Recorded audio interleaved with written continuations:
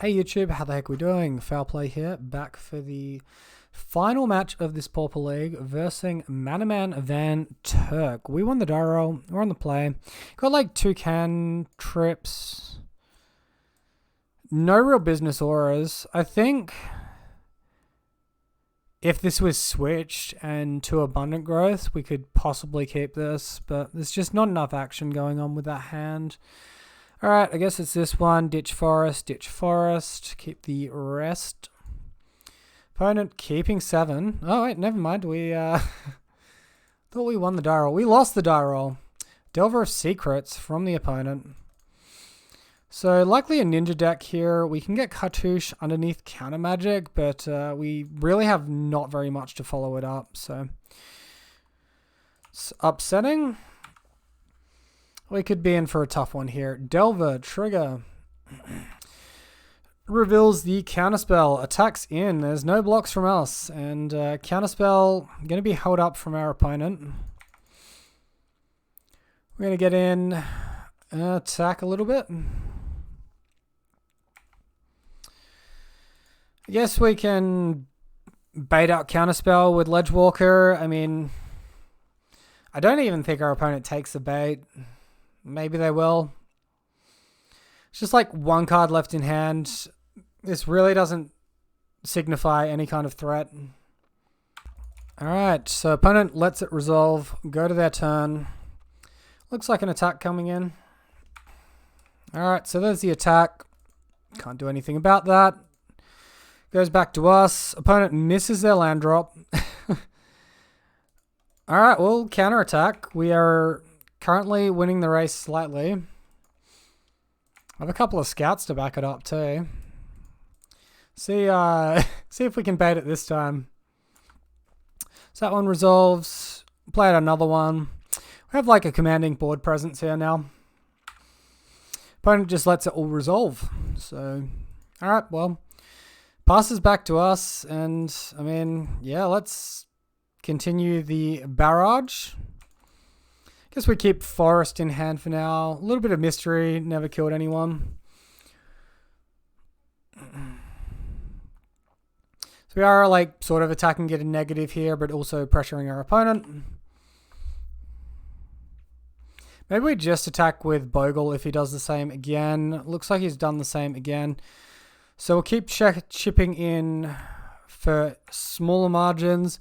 This will pressure the chump block line with the insectile. Alright. Pass to opponent. Opponent plays another Delver out. Passes to us. And we find Cartouche. We don't have the white mana to cast that Cartouche. So we'll get in there. 1 creature. Counterspell being held up again. Opponent goes to 4. So I guess we'll force out the counterspell as best as we can here. Lets it resolve. We can now... I guess we're 1 damage off attacking wide. Delver does not flip. Opponent plays out an island. They pass turn back to us. Yeah, like, look, I'm just attacking with everything here. We put them to 1. We still have 3 creatures after that, and one of their Delvers dies, so... Opponent concedes the match. This is absurd. That was the most lackluster showing from our deck I've seen in a long time, and we get in by going wide with hexproof creatures. Insane. Madness. A reminder guys, if you do enjoy the video, please consider subscribing for more action like this. Alright, so we're going to bring in Scattershot Archer. That is where it is best, up against this opponent, up against these fairy decks. It could be a mono blue control list as well. Against mono blue control, we have to be a little bit worried about curfew. I think I'm going to minus out the Ledgewalkers because we're bringing in Scattershot Archer, and then I'm going to minus a Cloak, a Mask, and a Lotus Petal. That'll conclude sideboarding. Alright, so this hand's a mulligan. Opponent on the play again. Opponent keeping their 7. It's a lot better. Keep a little bit Aura Light. We'll throw 1 forest away. Cancel. We'll throw the plains because we have Utopia Sprawl. Could be a bit loose, but it allows us to dump out slightly better. Oh, so we're up against some sort of Dimir action here from the opponent. I guess we could be playing our creature into a sweeper type effect. I think the term is shrivel. Opponent, Chainer's Edict. Alright, well, we had this read entirely wrong. Utopia Spiral for white mana. God. Yeah, it has to be for white, even though we don't play out a hexproof creature if we draw it here.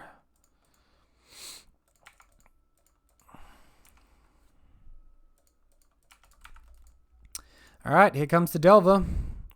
Mana up for the opponent for counter magic.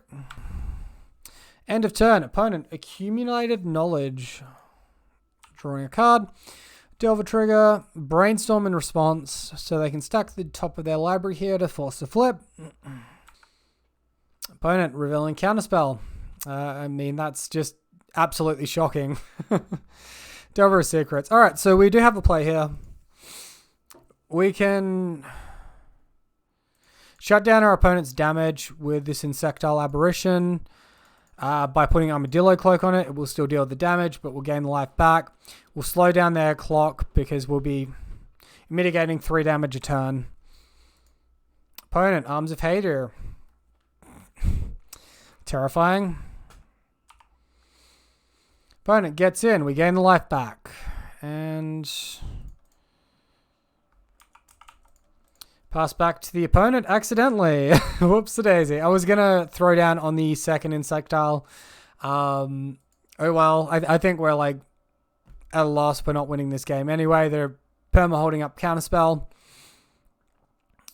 And just find Tolarian Terror. So, alright, well, that was a cute little interaction we did there, but not quite what we're wanting. So on to sideboarding.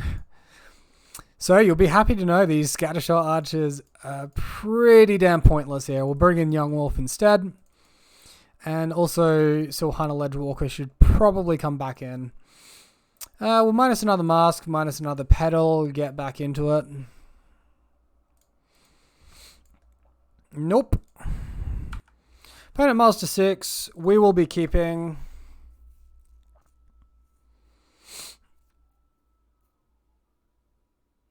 I think the pitch is Abundant Growth here.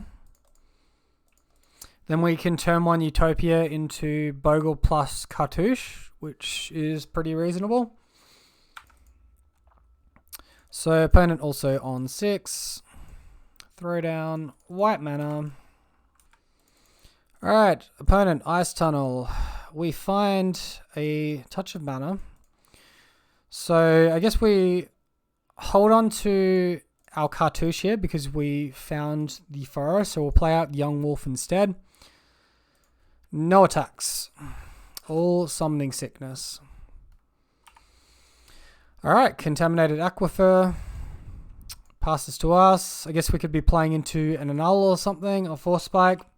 See what our opponent has. Opponent concedes.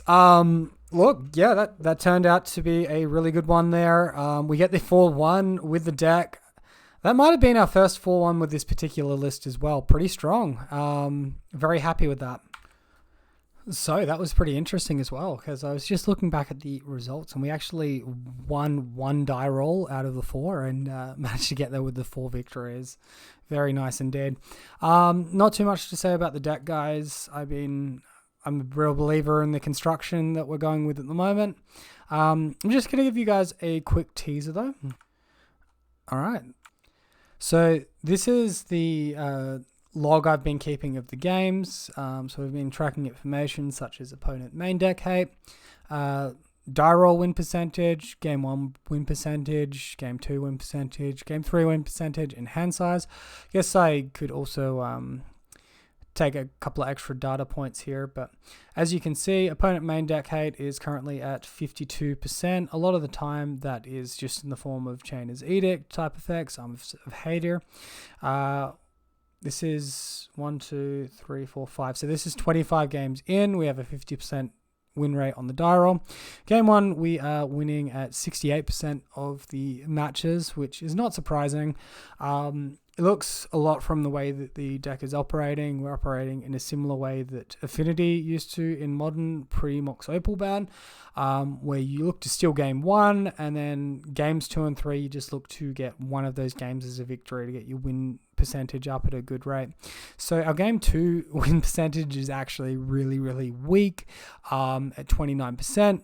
If you think of it, we're winning a lot of our game 1s, which means we're on the draw in game 2, plus our opponent's sideboard hate. Makes a lot of sense why the game 2% win rate is a lot lower than the game 3% win rate. So yeah, let me know what you think of the data, if you picking up on any points outside of all of that. So that is going to be it for the league, guys. Let me know what you thought down below in the comment section. If you're new here, want to see some more Bogle action like this, please consider subscribing to the channel. Till next time, everyone, have a great day.